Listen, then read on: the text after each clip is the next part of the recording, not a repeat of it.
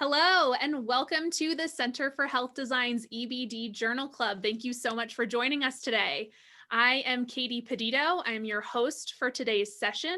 I am an assistant professor of human factors in the Department of Behavioral Sciences and Leadership at the U.S. Air Force Academy. And before we begin today, I'd like to take care of some housekeeping details. So first, we'd like to thank the Health Environments Research and Design Journal for providing free access to the articles that we review. If you haven't already done so, we recommend subscribing to HERD. There is a discount code for attendees to receive 20% off their subscription using code HERD20. The purpose of the EBD Journal Clubs is to engage the healthcare design community in dialogue regarding important research to help us better understand the links between the built environment and health-related outcomes and apply them in the real world. EBD Journal Clubs are formatted for a 15-minute presentation followed by a discussion. When you have a question, simply type it into the Q&A window. Access to the Q&A window is located on the bottom of your screen. On mobile devices, though, it may be at the top of your screen. So look around and try and find that Q&A button. That'll be crucial for our discussion today. Continuing education credits are available for this journal club from the AIA and from EDAC.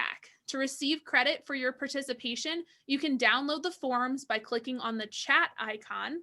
There is a Dropbox link where you'll have access to the CEU forms and today's presentation slides. For EDAC credit, complete the verification form and retain it for your records. You will need to report the credit to Scantron at the time of your renewal. For AIA credit, complete the verification quiz, purchase a CEU management fee for $12 from the Center for Health Design store, and submit the verification form to Catherine Anchetta. She'll upload the credits to your AIA account. You'll find Catherine's email included on the form. For those that require a certificate of completion, please fill out the link, again, located in the chat pod, and purchase a CEU management fee from the CHD store. A certificate will be mailed to you within 3 to 5 business days. And now that we have the housekeeping taken care of, I would like to introduce you to the authors of the article we are discussing today, Drs. Lisa Lim, Craig Zimring, and Robert Strobel. Lisa Lim is a researcher, designer, and educator at Texas Tech University with the primary focus of improving health and wellness of users through design. She received her Bachelor of Architecture and Master of Science in Architecture from Seoul National University and her PhD from Georgia Institute of Technology. Dr. Lim is interested in how spatial layouts can support individual experience and organizational outcomes, and how designers can provide such environments. With her academic and practical architectural background, she has expertise on analytical and empirical approaches for understanding both space and the people in it. Craig Zimring is an environmental psychologist and a professor of architecture. He is the director at the Georgia Tech Simtegrate Design Lab. He is a developer of the field of evidence-based design of healthcare with more than 125 scholarly and professional publications.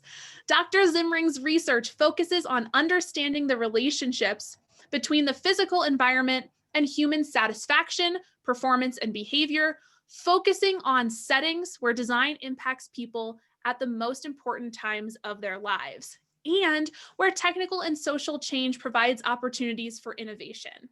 He has won 10 awards for this research. He has served on the board of several organizations, including our very own Center for Health Design. And Robert Strobel is a general internist in the Division of Primary Care Internal Medicine at Mayo Clinic in Rochester and an associate professor of medicine at the Mayo Clinic College of Medicine. Dr. Strobel has practiced internal medicine for the past 25 years with a career focus in practice redesign. He currently serves as the board chair and chief medical officer of the Mayo Clinic Community Accountable Care Organization. As you can tell, we have a robust range of knowledge with us today. Thank you, Lisa, Craig, and Robert for joining us. Thank you, Katie. First of all, thank you everybody for joining us today. We are very excited to share some of the findings from our previous study, and we are looking forward to having discussions with you all today. So there are 4 main learning objectives of today's presentation. And as you can see those learning objectives on this slide. And I can start talking about the paper, talking about the study from the background itself. So let's start with the definition of the backstage communication. So backstage communication refers to a discourse, the communication between healthcare practitioners away from patients. That part is important, away from patients. It's happening between and among healthcare professionals, which does not involve patients in their discourse. So the examples of the backstage communication includes like staff members sharing information, checking clinical progress, and building relationships with each other, and training other co-workers. Why are we talking about this backstage communication? So myself and Dr. Zimring and Dr. Strobel, along with our other colleagues, we have spent about 6 or 7 years looking at the relationship between the clinic design and teamwork. And as you might know already, teamwork is really critical in healthcare settings, and it supports the patient safety, patient care, and it helps the staff experience as well. So there are different aspects of teamwork that we've been studying so far, and we have published those findings in about 5 different papers, and we are going to focus on one of the papers that we published, which is looking at the relationship between the clinic design and backstage communication. So as teamwork becomes critical, so lots of healthcare facilities and clinics are trying to provide this team-based clinic by including the team areas in their clinic where all the staff members, mostly all staff members, can work together. But the way the team rooms are designed in those clinics vary significantly. For instance, as you can see in this diagram, staff members and patients can share the pathway and share the circulation by using the same corridors, or sometimes using the main team areas as their corridors. But specifically, what we are interested in this study about this different aspect of the clinic design is the openness of the team areas. So as you can see in this picture, so this is an example of the type B that I just illustrated in the diagram. So this is the image of the or the view that patients can see in the patient corridor. So that area in the middle is the edge of the team area. And as you can see here, patients can barely see the team areas from the clinic. But on the other hand, which is this image here, this is another image of another clinic, which is part of our study as well. This is the view that patients can see when they enter the clinic. So as you can see in this image, that middle area is the main nurse station where staff members work together, and it's opened up and it's visually exposed to the patients. So patients can see what staff members are doing and whether they're having communication with each other or not. But then the main research question that we would like to answer, we wanted to investigate in this paper is what would happen about this backstage at this locations, which is not backstage area, and how this would impact the backstage communication of the staff members.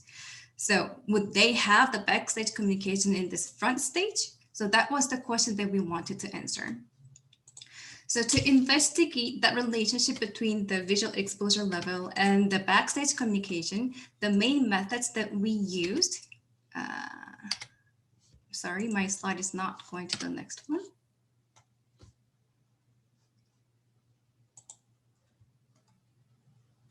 Good, thank you. So the main methods that we used for this 2 different constructs is first, we use the visual power tool, which were developed by us to analyze the visual exposure level to the patients. So in other words, it's the level of visibility, patients seeing the clinic area, which is the staff visual exposure to the patients. And in order to understand and measure the backstage communication, we use different methods, including observations, interviews, and surveys. But mainly we use surveys to measure backstage communication patterns by asking 4 different questions about their communication privacy concerns, and by asking them to actually locate where they would prefer or not prefer to have backstage communication on the floor plans. So this image here illustrates the results of the visual exposure to the patients of the 4 primary care clinics that we studied.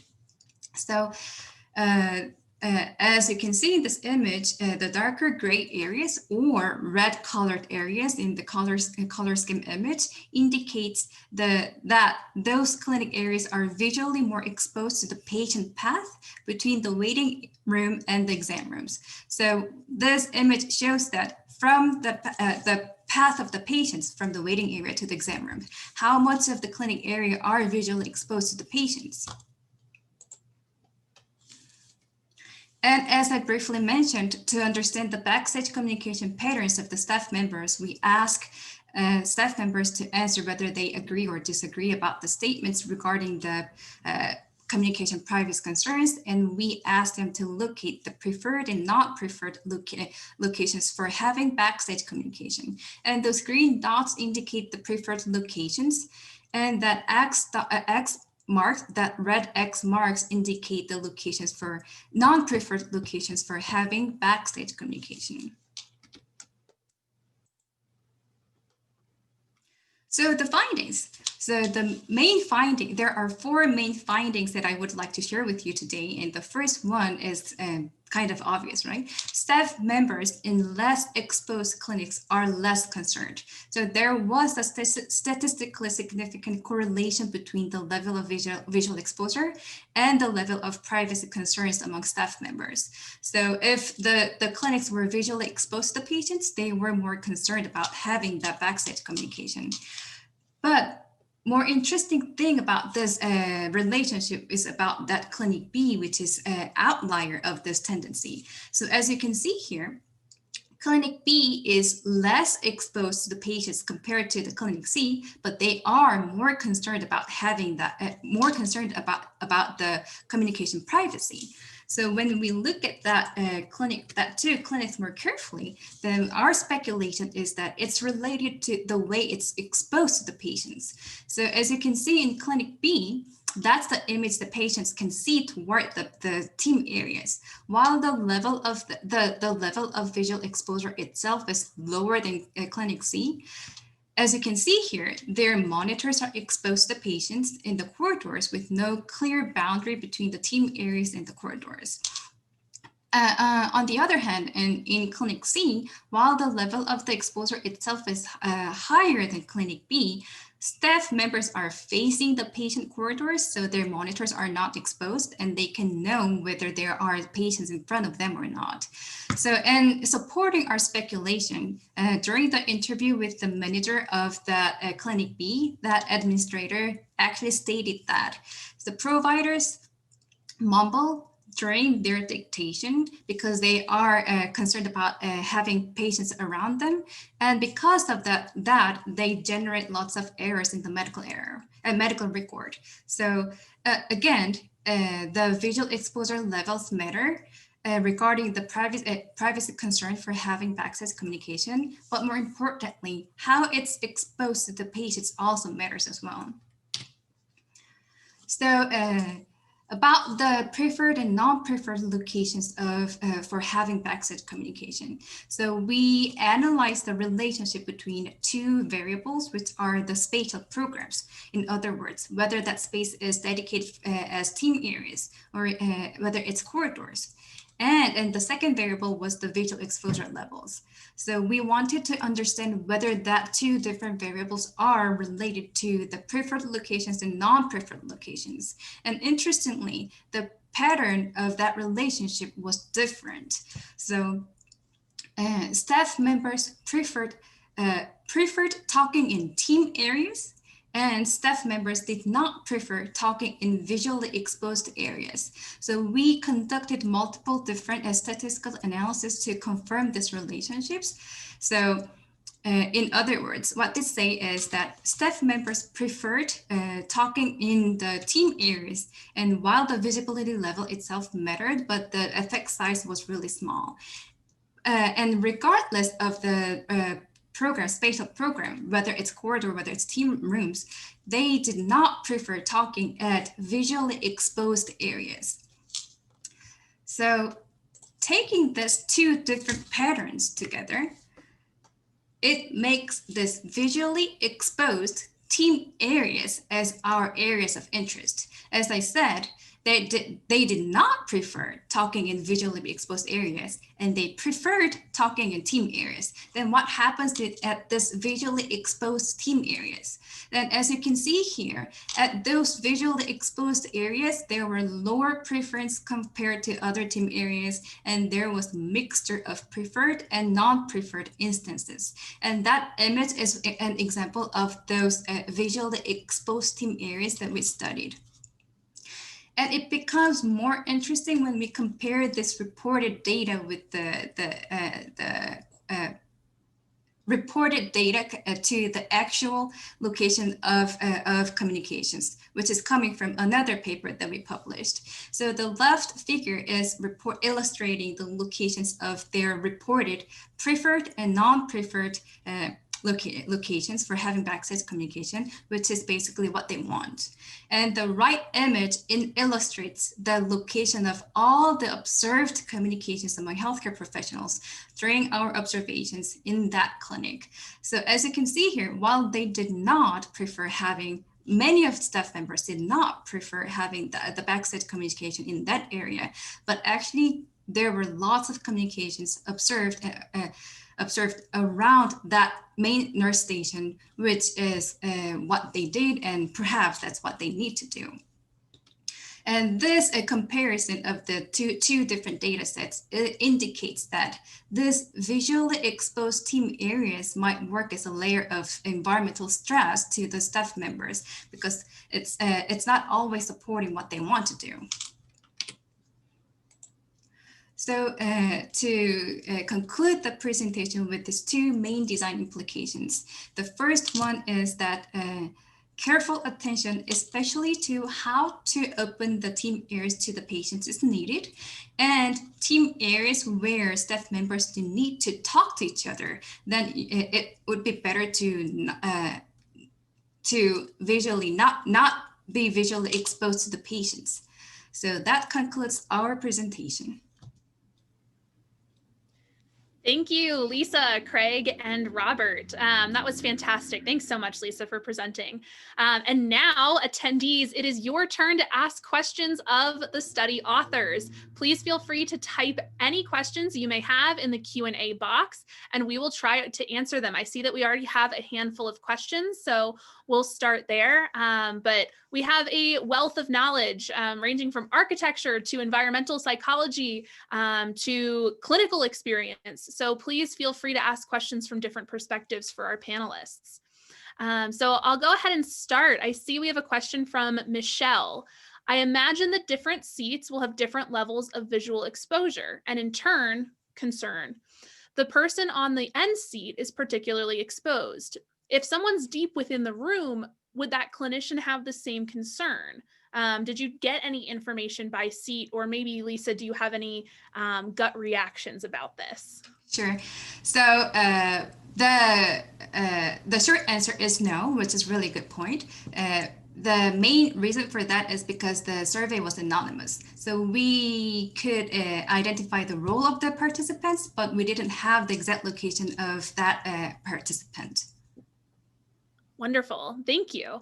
And let's see, another question about the environment in which this research took place. Steve asked, how did you separate the effect that oral privacy or sound privacy might have had on caregivers' responses to communication in these open corridors?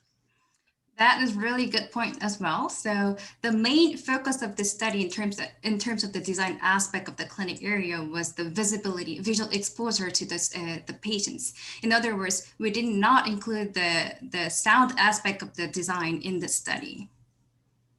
So You mentioned that you had developed this visual power tool to evaluate visual exposure to patients.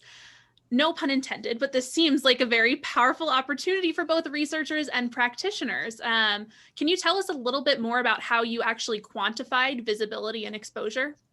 Sure. The tool is called Visual Power Tool, and we have published two papers related to that tool that we developed. So uh, this tool is working as an extension software on AutoCAD, and along with all the what you can do is you can analyze a visibility relationship among specific agents or targets, and have the results on hand in AutoCAD. So it's building up on the existing analytical tools such as ISOVIS, which you can measure in space syntax, depth map, and also a method called visual access and exposure, which was developed by John Archie in early 80s. It's building up on that existing tools, and it's specifically analyzing in the visibility relationships among specific agents and targets.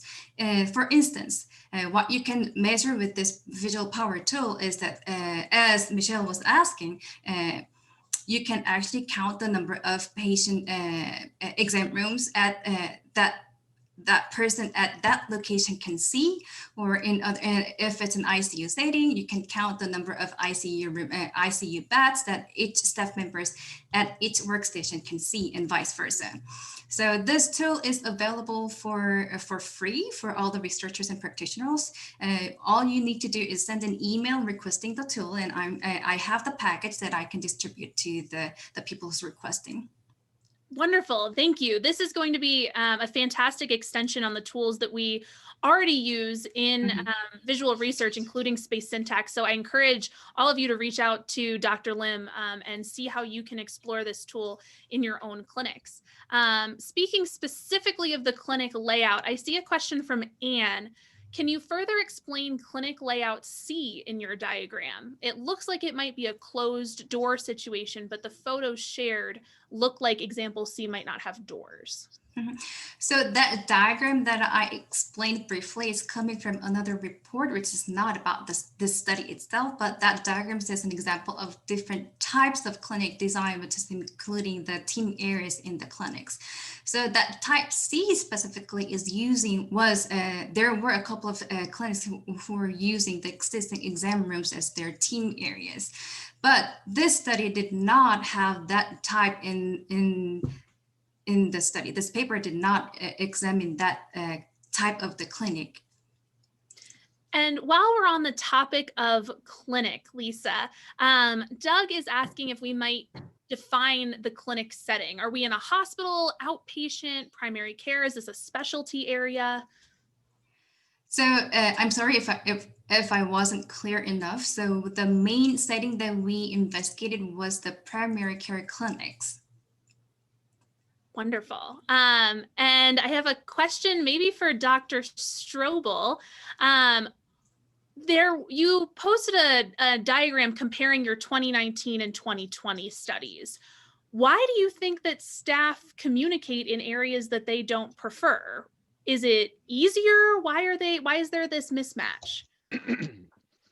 So that particular area is a nursing station for the nurses that are involved in rooming. So for those rooming nurses or rooming staff, that's really the nexus between the stage and the backstage.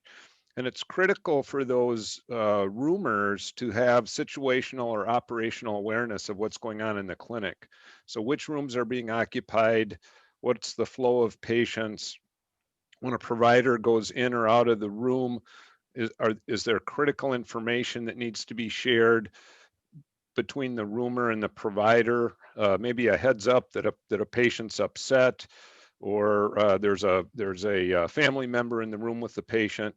Then when the provider comes back out, they may need to speak to the rooming nurses about doing something like an immunization, for example.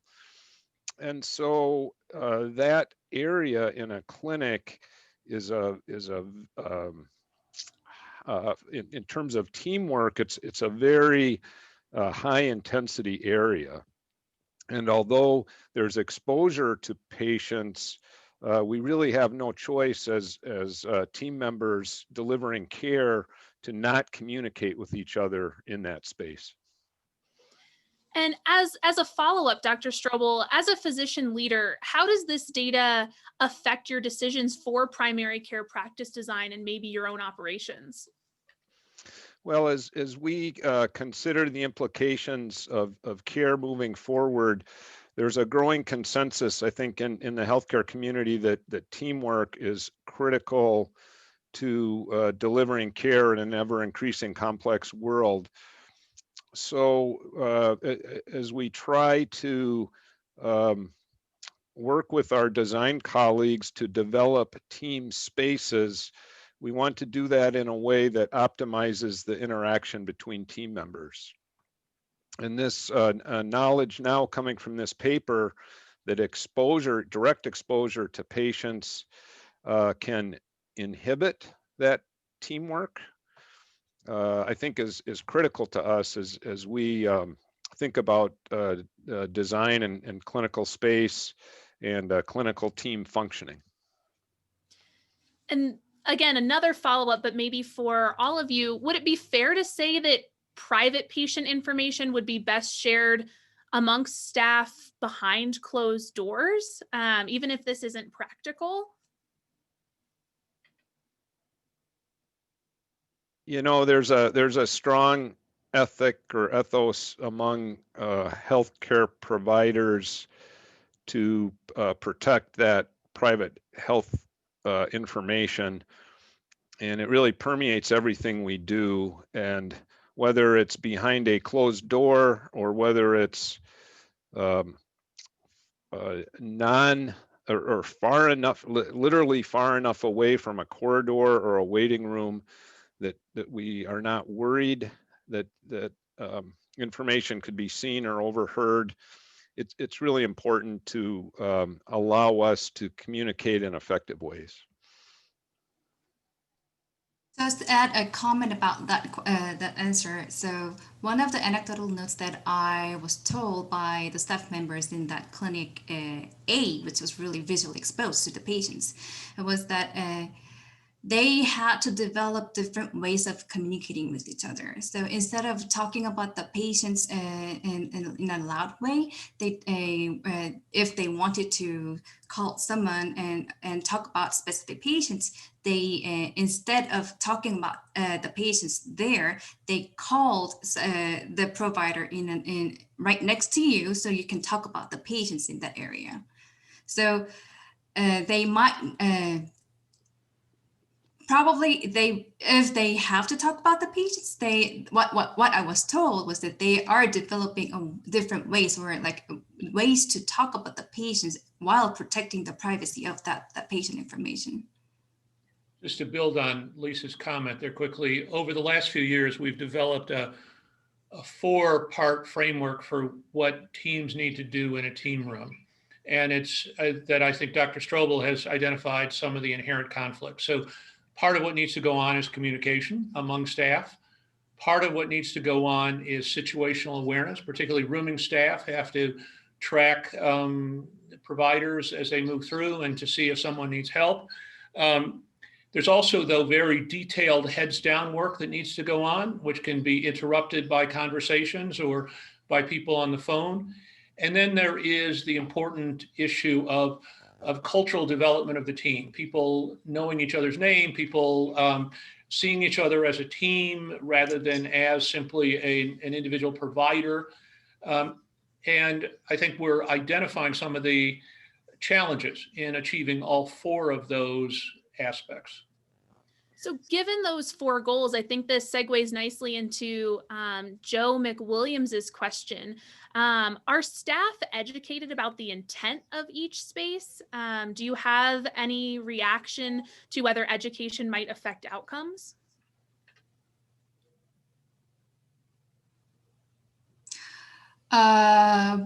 I do not have an answer to that question for all the 4 clinics, but one thing that I observed was that they were changing the intent of the spaces that were designed. So for instance, a couple of rooms were designed for consultation rooms, but they were using it as exam rooms. So like I personally think the intent is not always respected in the practice, and situation changes, and they need to adjust to that changes. And Lisa, I have a couple questions here about the specific design of these staff work areas, and maybe with your architecture background, you could shed some light on this. Maybe the role of glass for both acoustic and visual privacy, but also to allow some visual access to patients. Do you think that that is an appropriate solution to this issue? Considering that that can actually, so that depends on the purpose of the use, right? But if the glass partition is used to indicate that there is a boundary between this patient area and the staff area, I think that would work well without blocking the visibility, but actually like symbolizing that there is a boundary between that two. Wonderful. I have a couple questions as well about patient experiences in this model. So your study focused primarily on staff experiences and staff concerns. Do you have any upcoming plans to look at patient data? Did you collect any patient data? So the answer is yes. So and that question was one of the questions that I really wanted to answer. So one of the study paper that we published actually looks at the teamwork perception from both staff members and patients. And that trickled down to that image that I showed during the presentation, that open. And that image is the main reason why I pursued this study. And so the first time that I entered that clinic, that impression to me was, this is really interesting. This is very nice. It's all opened up. And as a patient or as a visitor, I can see what's happening in this area and the staff members working together. And I can see the teamwork happening in that area. Very nice. And I expected that, I hypothesized that this openness would improve the patients' experience regarding the teamwork of the staff members. So patients being able to see that teamwork happening in that area would increase their perception regarding the teamness of the staff members. So, but according to our study, the result was not supported. That was not supported.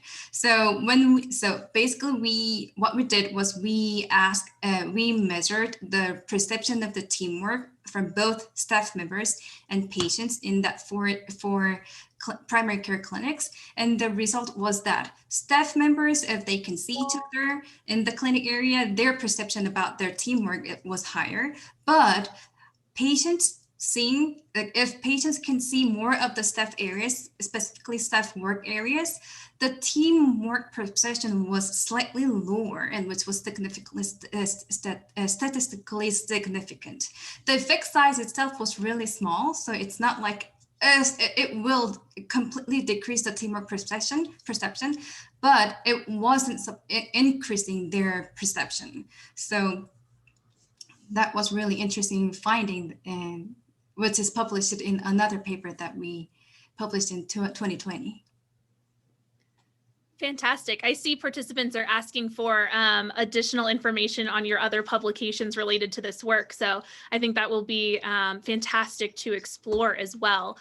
And you just mentioned something important, that there are also not just perceptions and concerns related to privacy, but also related to how team members work together based on spatial layout. And I have a question from Kurt. The conclusion seems to be that staff prefers their work area to be remote from patients, but that's in direct conflict with their desire to be near patients for patient care reasons, I imagine, shorten walking distance, design for lean processes. Was there any attempt to understand the balance between these other criteria? And maybe Dr. Strobel, that might be an opportunity for you to weigh in. Well, I would endorse the importance of the question in the sense that clinic operations are very time driven, And you know, we're trying to get our patients seen as close to their appointment time as possible. Particularly now during COVID, we don't want patients waiting in waiting rooms. It's never optimal to have patients waiting in waiting rooms. And so taking a lean approach to our clinic processes is critical. I would leave it to Lisa and Craig to share how they balance those two competing priorities. But I would acknowledge that both priorities, number one, establishing a high functioning team, and number two, having a very lean set of processes in terms of taking care of our patients, are both equally important. And so it is a critical tension. So let me. Yes, Craig. Craig, go ahead. No, I was just going to say that I think that that my initial visceral reaction when Kirk said that was that they preferred remote, and I think that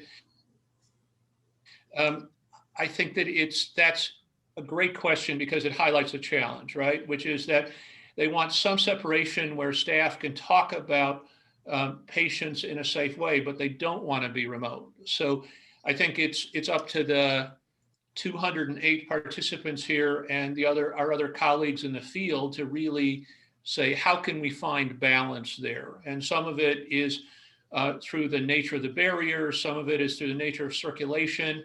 In other work that we've done with Mayo and the military health system, we've looked at more subtle kinds of barriers that, depending on the way, like Michelle's comment, exactly where someone sits matters.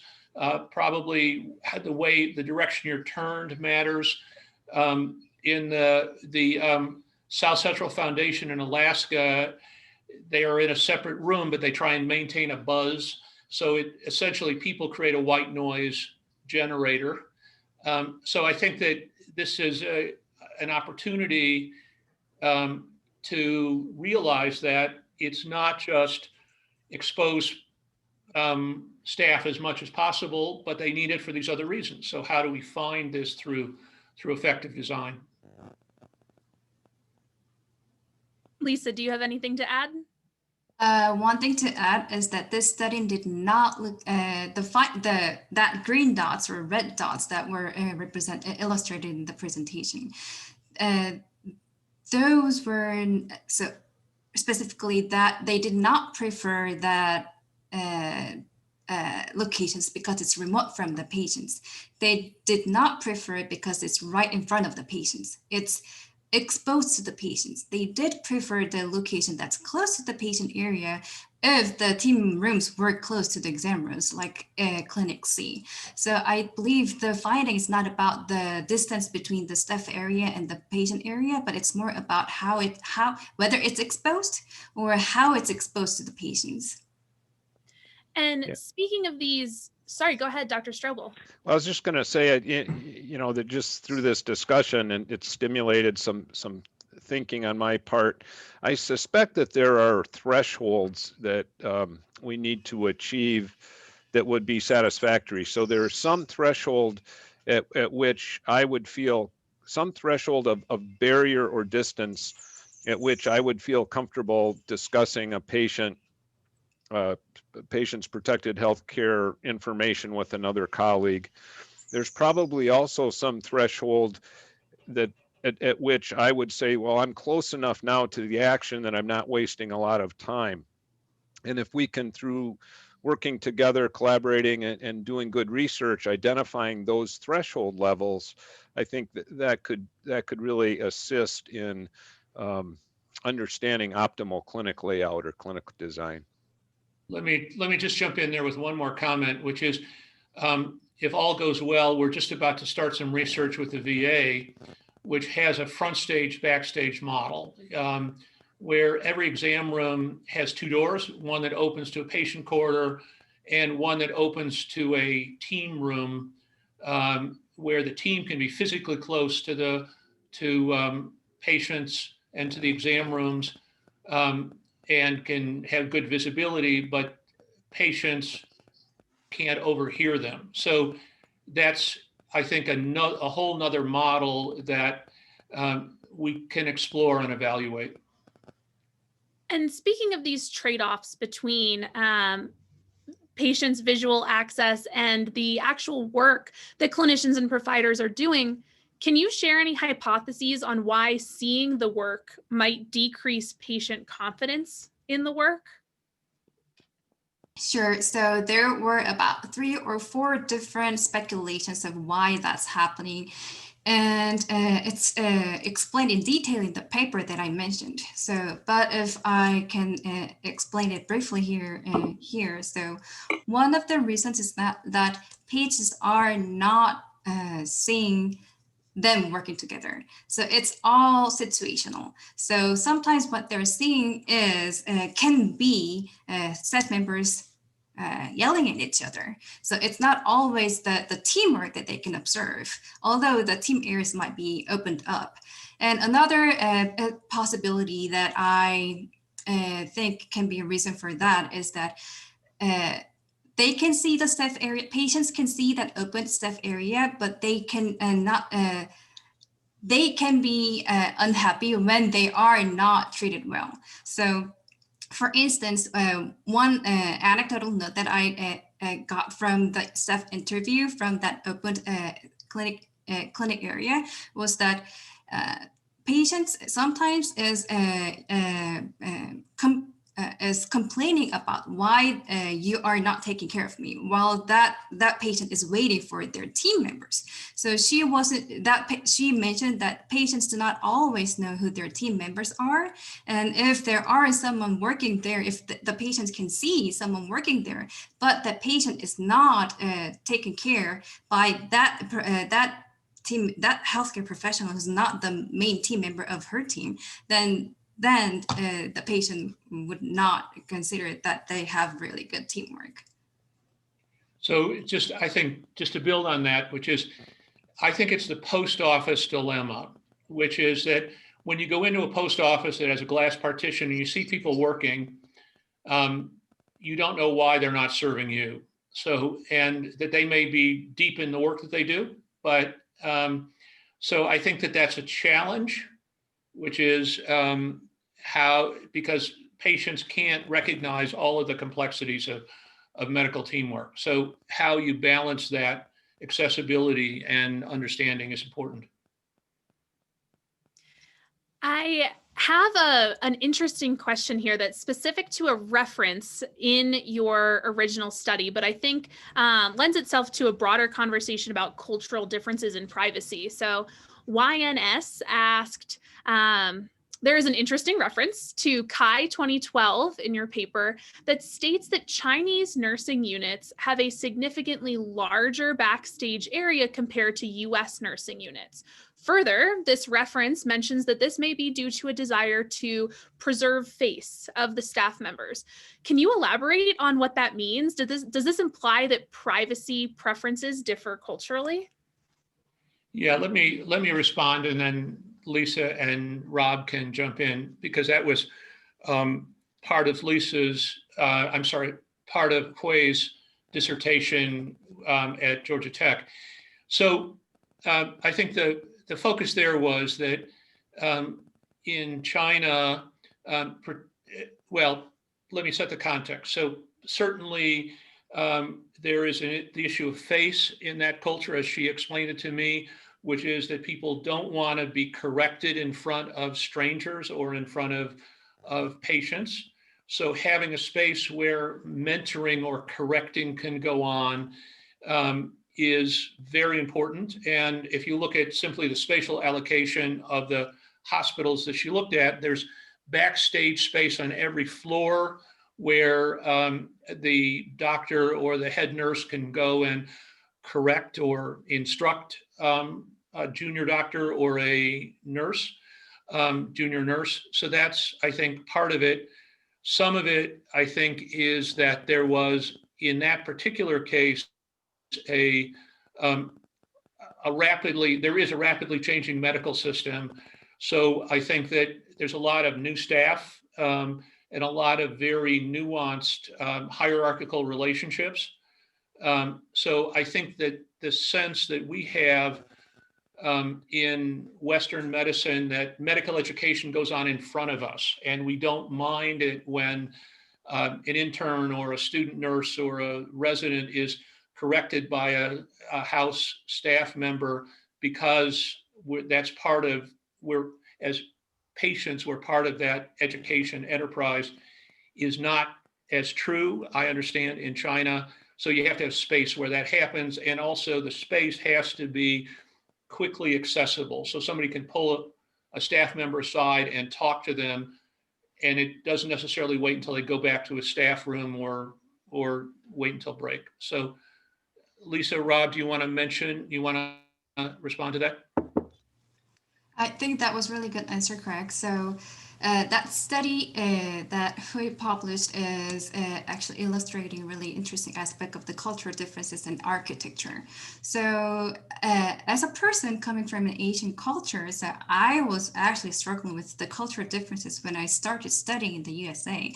So and that was really interesting. But as you might know already, there are significant cultural differences which influences how we think and how we behave. And as a result, the architecture itself, the patterns of architecture, the layouts varies according to the cultures too, so that architecture can accommodate the different needs of the users. And for those of you who's interested in this cultural differences, there's really good cultural dimensions that you can look at, which was done by Hofstede, which who actually cited in her paper as well. So that actually shows multiple, 4 or 5 different cultural dimensions that you can use to see different differences among all the countries in the world. And Craig, I would just simply affirm your assertion that education is a ingrained a part of our care in the United States, and in fact we highly value what we would refer to as bedside teaching, incorporating our patients into the educational experience. And one change I have seen over the course of my career has been I think we as a profession are getting better at doing training and education in a more friendly way, and less sort of berating our learners and correcting them in ways that cause them to lose face. So I hope we're doing a better job of that as we evolve as a profession. Thank you for taking the time to answer that. I think for all of us, we would love to say this is the ideal layout for patients, this is the ideal layout for providers, but there's a level of cultural competency that adds nuance to those suggestions.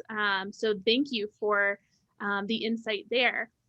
For both your study and Poi's study, that required access to a healthcare facility. And this question is near and dear to my heart.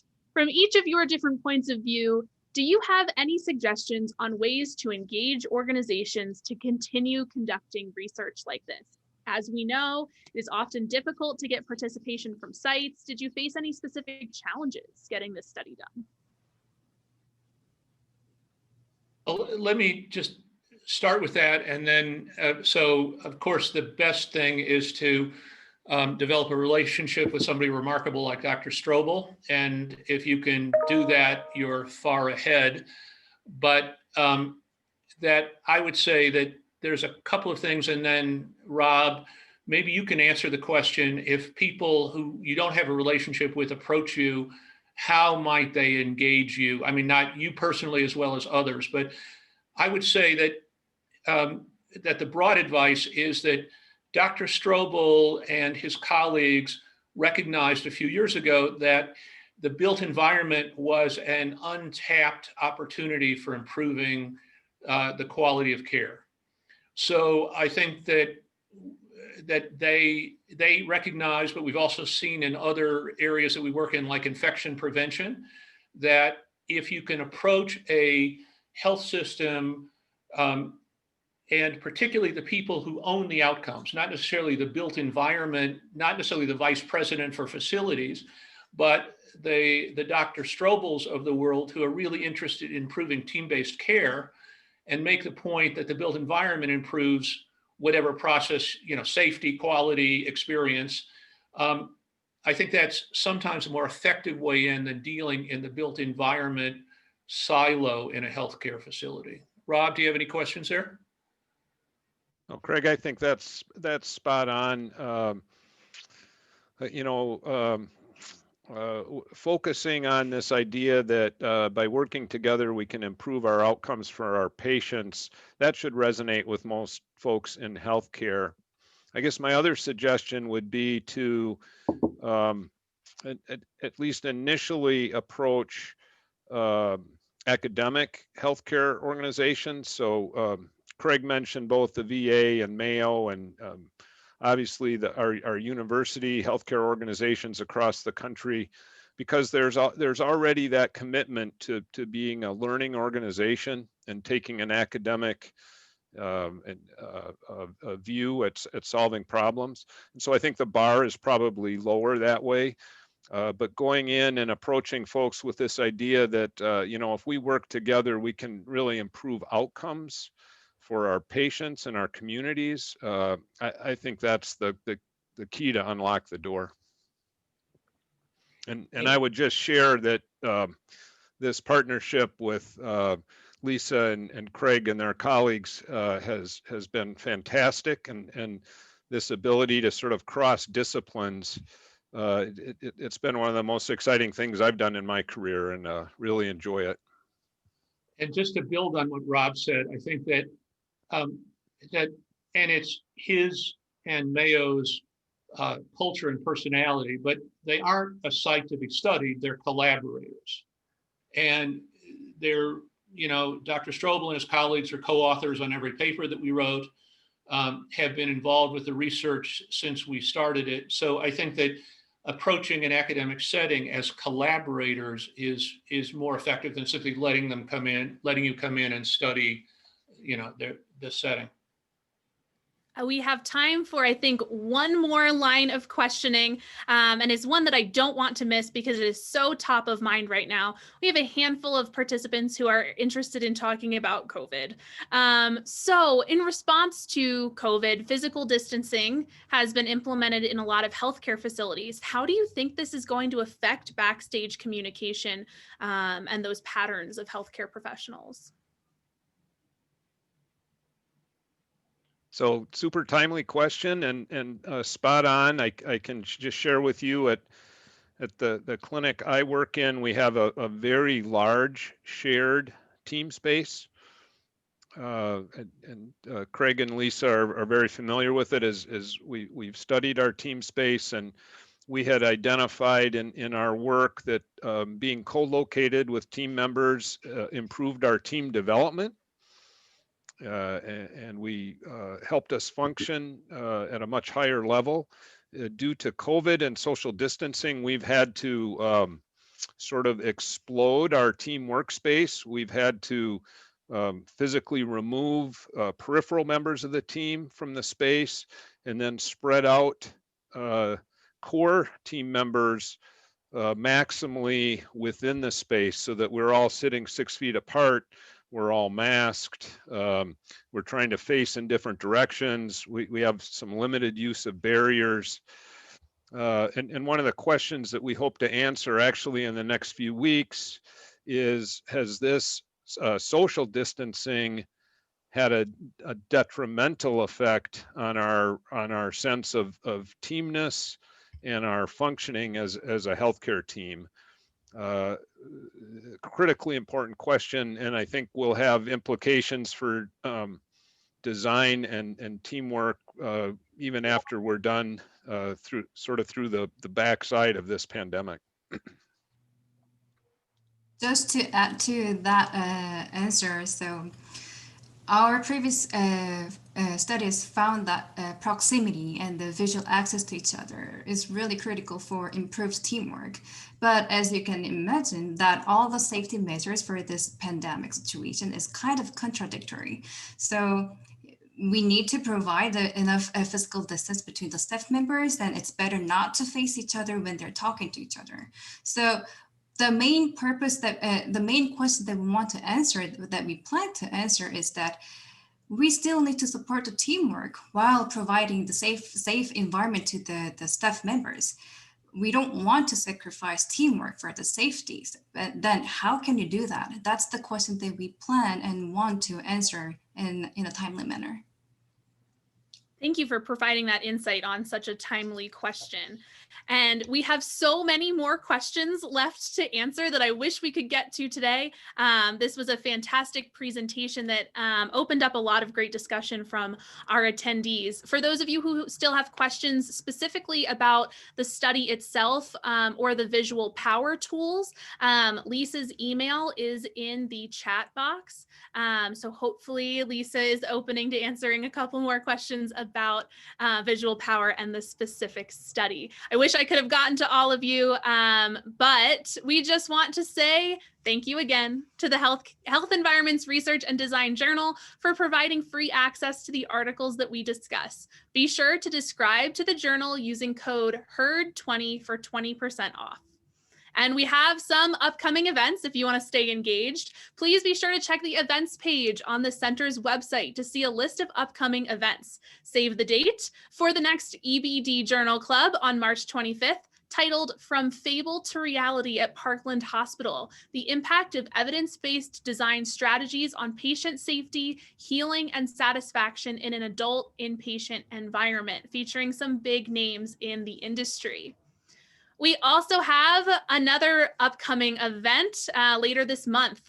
It is the evidence-based design coaching workshop. Attend this unique, one-of-a-kind, in-depth workshop where you will be matched with an industry expert who will be your coach for the day.